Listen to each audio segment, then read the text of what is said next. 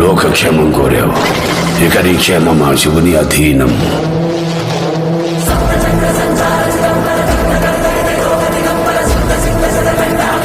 కాషాయం కట్టుకున్న ఆ దేశాన్ని చూడు, త్రిశూలాన్ని పట్టుకున్న ఆ దైవాన్ని చూడు.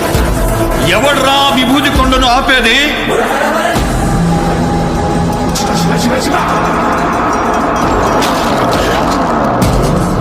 నరదృష్టి, పరదృష్టి, సమస్త దృష్టి నశి.